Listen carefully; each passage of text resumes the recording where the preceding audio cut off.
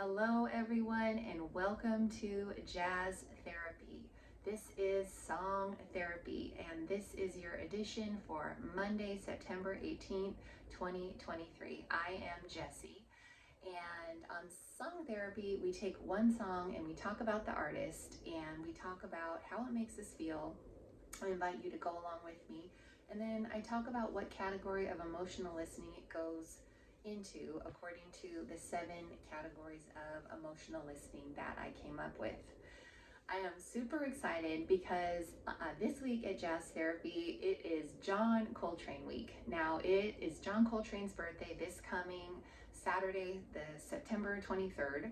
It is also the fall equinox. So I just thought we would every day try to do a song that features John Coltrane, who is just absolutely one of my favorites, and my nerdy little jazz heart is just so excited. So I'm really glad that you're here.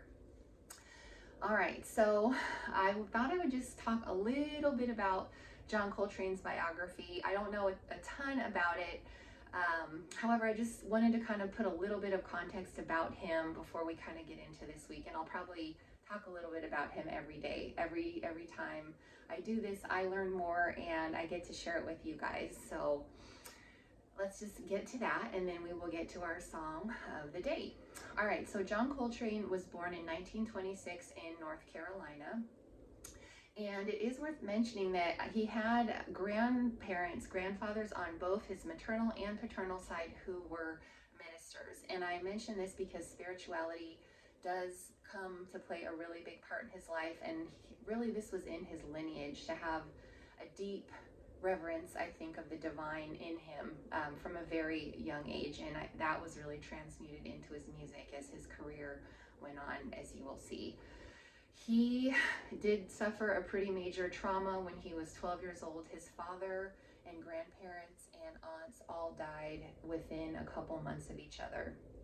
And I'm a psychotherapist. I sense that this probably really did impact him and possibly contributed to, his struggles with heroin later on in life. That is just a tremendous, God, that's just agonizing to have when you're so young, just kind of almost having this feeling of security in the world pulled out from under one. So I just wanted to mention that as a significant historical event. He moved to Philadelphia with his mother and a cousin who primarily raised him when he was 17, and he started playing the clarinet and alto horn in high school. And at his 17th birthday, his mother bought him his first alto sax, and that is really notable. He also, when he was 19 years old, I have my notes here, he saw Charlie Parker perform for the first time, who of course was playing the alto saxophone, and this deeply impacted Coltrane. This, I think, really gave him a sense of what jazz was like. It was a pivotal moment in his life, so I wanted to mention that. He did also voluntarily enlist in World War II to avoid being drafted. He was stationed over at Pearl Harbor and served for a number of years until the war was over. And he eventually started playing the tenor saxophone after in 1947, and that is really the instrument that he is best known for. Although he did play clarinet, he played alto sax at times. I mean, he could really do it all. However, he's just probably the greatest genius of all time on the tenor saxophone. I'm going to put Coleman Hawkins in there too because he's one of my great loves. However, really, we know John Coltrane for the tenor saxophone among others. So John Coltrane was he started to play with Miles Davis, and he was part of the great first quintet of jazz. And he was part of Miles Davis's band in 1955, from 1955 to 1957, and he played in that with Red Garland and Paul Chambers, and Miles Davis was on the trumpet. And I'm not exactly sure how Coltrane came on Miles Davis's radar, however he did. And he played with them, for a couple of years. Now, he was struggling, John Coltrane, with a heroin addiction at this time, so eventually Miles Davis fired him. And so he was kind of really struggling and trying to figure out what to do. So he eventually, just through sheer willpower, evidently no treatment program, was able to give up heroin and alcohol. And After he kicked, I'm going to read you guys this quote because I have my little notes here, my little notes. After he kicked heroin and alcohol, he was really blessed to, and this is a quote from the liner notes of A Love Supreme, by the grace of God, a spiritual awakening, which led me to a richer, fuller, and more productive life. At that time, I humbly asked to be given the means and privilege to make others happy through music. Wow. So, and John Coltrane, just, you can tell, was such a deep feeler and a deep thinker. And he really was just so poetic with words. And I love this message too, his message of just wanting to give all of himself in his work to the divine. And just as a little life lesson here, I think we could all take inspiration from that. I really try to hold this in my heart in my work as a psychotherapist, to be of service to every client I see, to my highest capacity, to serve the divine. And I really think also Coltrane's point extends to the fact that it doesn't matter what one's job is. You could be, work in a supermarket, you could be a lawyer, you could be a stay-at-home parent. It really is just the way you do things and the way you hold it. So that was pretty amazing. Now, this spiritual awakening occurred in 1957, and this is important. I don't know the exact time because the song I chose for you today is from an album recorded in 1957, Blue Trane. This album was recorded September 15th in 1957.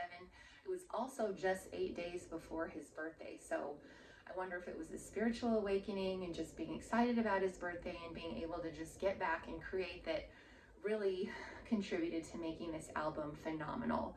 I'm going to bet that this spiritual awakening occurred in 1957 before Blue Trane was recorded. So let's get to the song I have for you today. The song I have for you today is Lazy Bird. This is a John Coltrane original composition from the album Blue Trane.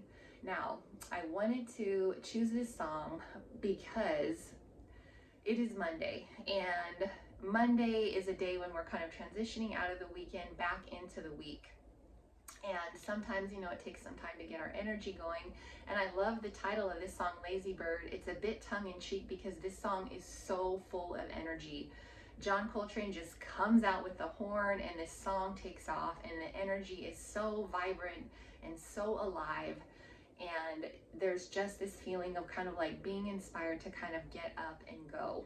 And so for this, I want to put this song in the category of emotional galvanization. And this is when we want to listen to music to feel inspired and kind of just to take action. And I really want to contrast this with also what is kind of prevalent in our culture, the kind of hustle and grind. This is very different energy. To me, hustle and grind is kind of being forceful, sometimes against maybe the natural order of things. I would say the flow of the Tao. Being galvanized and being inspired is kind of a gentler energy. It's softer, but it's also powerful. So I thought this was just kind of this is how I was feeling on Monday. I wanted to set the week off to a really good start, and I thought this song is going to be great for just getting us all going. We have Lee Morgan on the trumpet, Curtis Fuller's on the trombone, Philly Joe Jones on the drums, Kenny Drew on the piano, and then Paul Chambers on the bass. So listen to this song, just get your week off to a good start, and I really hope it inspires you to take action in whatever way you need to. It could be taking care of yourself, getting started on a new project at work, reaching out and calling a friend, just whatever calls to you, whatever speaks to your heart. And again, just this life's lesson from John Coltrane is a result of his spiritual awakening. We can really be of service and pour our whole souls into whatever it is we do. It doesn't matter the job.